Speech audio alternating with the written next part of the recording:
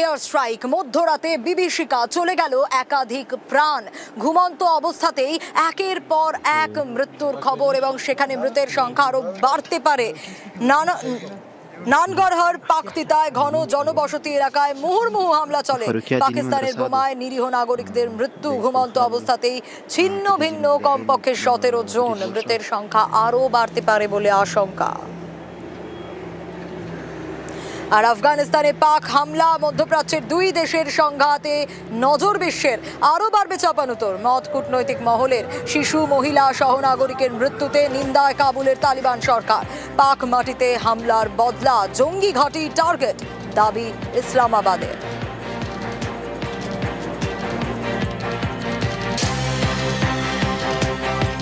News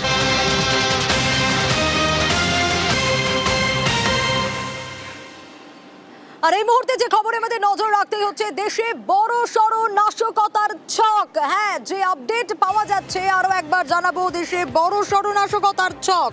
জঙ্গি যোগে দিল্লি পুলিশের ধরপাকড়। পাক জঙ্গি যোগে দিল্লি পুলিশের জালে ইতিমধ্যে 8। কারা কারা, কিভাবে গ্রেপ্তার, আরো বিস্তারিত এই বিষয়ে জানাতে পারবে মৈত্রেয়ী রয়েছে আমার সঙ্গে। মৈত্রেয়ী, একেবারে দেখো, বড় সড় নাশকতার ছক বানচাল করতে পেরেছে দিল্লি পুলিশ, অন্তত এমনটাই জানা যাচ্ছে।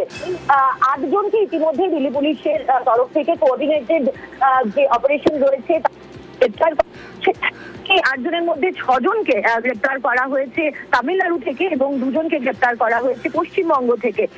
যেটা এখনো পর্যন্ত জানা যাচ্ছে যে এই 8 জন যাদেরকে গ্রেপ্তার করা হয়েছে তারা অ্যান্টি ইন্ডিয়া কার্যকলাপের সঙ্গে যুক্ত ছিল এবং তারা সমাজ মাধ্যমে বিভিন্ন রকমের পোস্ট করতো, যেগুলো ভারত বিরোধী পোস্ট, এবং তার সঙ্গে সঙ্গে ফ্রি কাশ্মীর মুভমেন্টেরও ব্যাপারে পোস্ট করতো। এবং দিল্লি পুলিশের তরফ থেকে তারা যেটা জানতে পেরেছে যে এই 8 জন লোক তারা বড়সড় নাশকতার ঝক করছিল দিল্লিতে, এবং তারা লস্করে তৈবা এবং ISI এর সঙ্গে তাদের নিয়মিত যোগাযোগ ছিল। এর পাশাপাশি বাংলাদেশেরও এক জঙ্গি সংগঠনের সঙ্গে যোগাযোগ।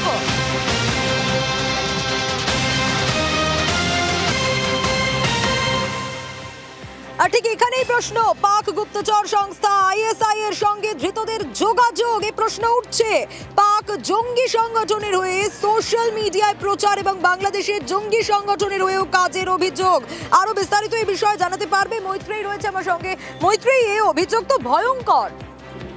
একেবারে নিঃসন্দেহে দেখো, এই অভিযোগ অত্যন্ত গুরুতর। তার কারণ যদি গত বছরের পেহেলগাম হামলার ঘটনা দেখা যায় এবং তারপরেও দিল্লি নাশকতার ঘটনা, সেখানেও কিন্তু পাক যোগ খুব সুস্পষ্ট হয়েছিল। এবং সাম্প্রতিককালে দিল্লি পুলিশের কাছে এরকম একটি টিপ অফ এসেছিল যে দিল্লিতে কোনো একটি মন্দিরের কাছে বড়সড় নাশকতার প্ল্যান করছে এই পাকিস্তান বেস জঙ্গিরা, এবং সেখানে দাঁড়িয়ে এই 8 জনকে গ্রেপ্তার করা এবং যাদের সঙ্গে একেবারে ISI এবং লস্করে তৈবা এবং তার সঙ্গে সঙ্গে বাংলাদেশের জঙ্গি গোষ্ঠীর সরাসরি যোগাযোগ আছে, সেই বিষয়টা কিন্তু আরো স্পষ্ট করে দিচ্ছে যে ভারতে নাশকতার জন্য কোনো বড় সড়ো কিছু প্ল্যান করা হচ্ছিল।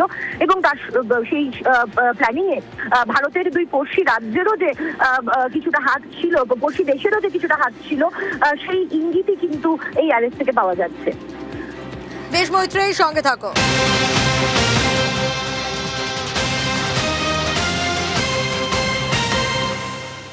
আর ধৃতদের কাছ থেকে কি কি উদ্ধার হলো? ধৃতদের ইতিমধ্যেই দিল্লি নিয়ে গিয়েছে পুলিশ, কিন্তু কি কি পাওয়া গেল তাদের কাছ থেকে মৈত্রেয়ীর কাছ থেকে জানবো। মৈত্রেয়ী, এই যাদেরকে গ্রেপ্তার করা হয়েছে তাদের কাছ থেকে কি কি পাওয়া গেল? তার কারণ তারা যেভাবে কাজ করতেন, যে সংগঠনের হয়ে কাজ করতেন, বা যে অভিযোগগুলো উঠে আসছে, তাদের কাছে কি কি ছিল? তাদের কাছে সবথেকে গুরুত্বপূর্ণ যে জিনিসটি পাওয়া গিয়েছে সেটা হচ্ছে মোবাইল। 8টি মোবাইল ফোন তাদের থেকে পাওয়া গেছে এবং 16টিরও বেশি সিম কার্ড তাদের থেকে উদ্ধার হয়েছে।